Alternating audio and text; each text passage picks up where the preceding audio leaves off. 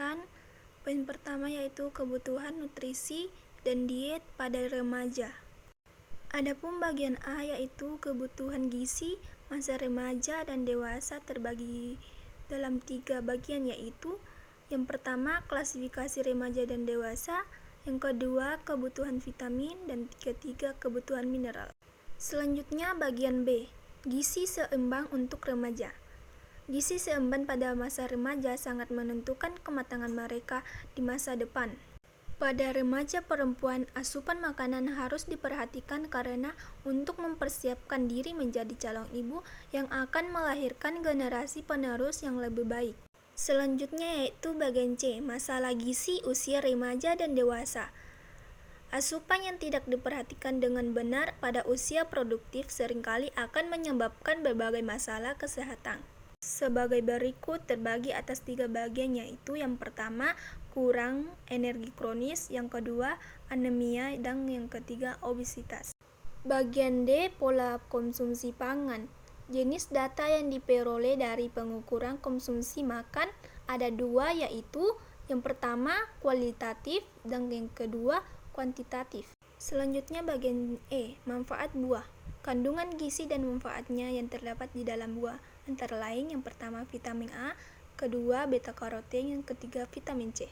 Adapun manfaat sayur yaitu kandungan gizi dan manfaatnya yang terdapat di dalam sayur antara lain yang pertama vitamin A, beta karoten, vitamin C, vitamin B2, zat besi, dan serat pangan.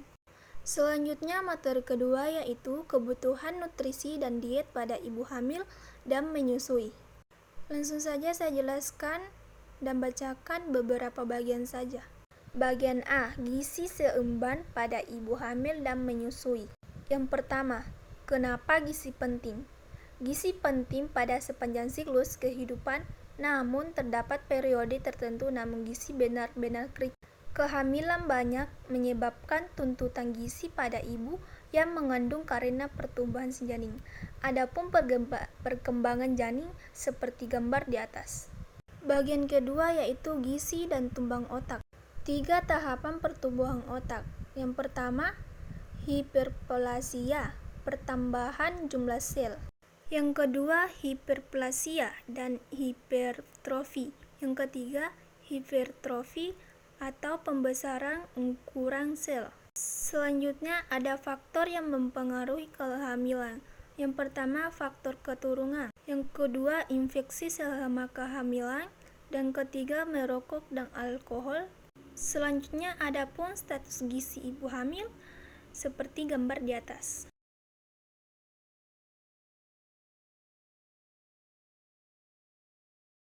Selanjutnya gizi ibu menyusui. Yang pertama gizi ibu menyusui dan ASI. Apa yang ibu makan akan mempengaruhi ASI. Makanan ibu bisa mempengaruhi bayi lewat pemberian ASI, terutama pada rasa ASI. Selanjutnya materi ketiga yaitu gizi dan diet pada defisiensi dan kelebihan vitamin. Langsung saja kita langsung membaca materinya.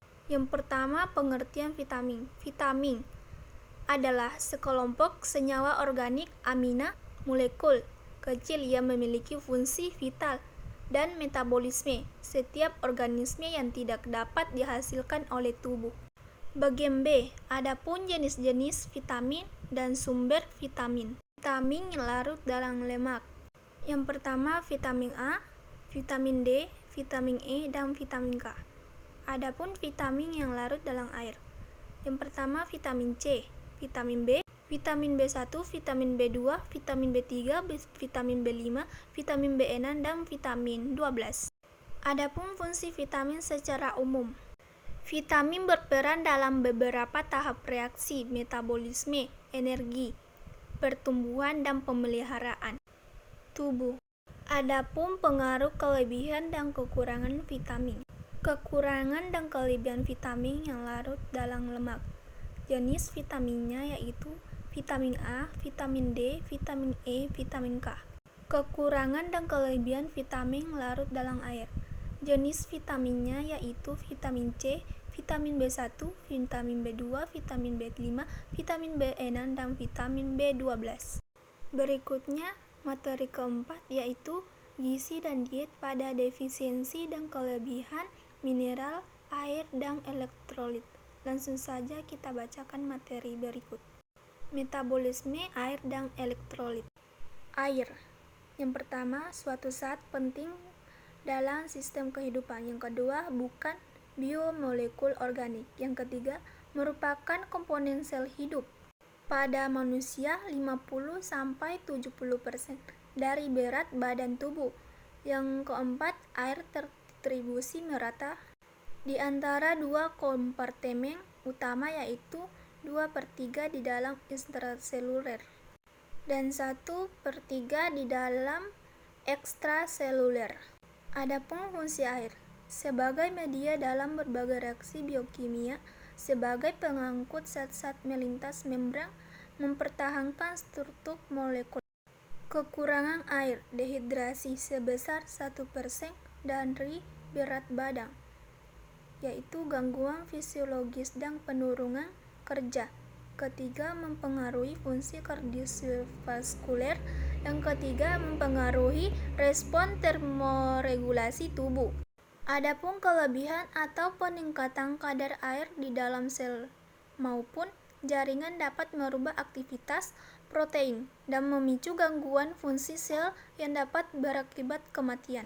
Selanjutnya materi terakhir, yaitu diet untuk orang sakit dan sehat. Saya akan membacakan beberapa bagian saja. Yang pertama, tips diet sehat dan bugar menurut Dr. Gizi.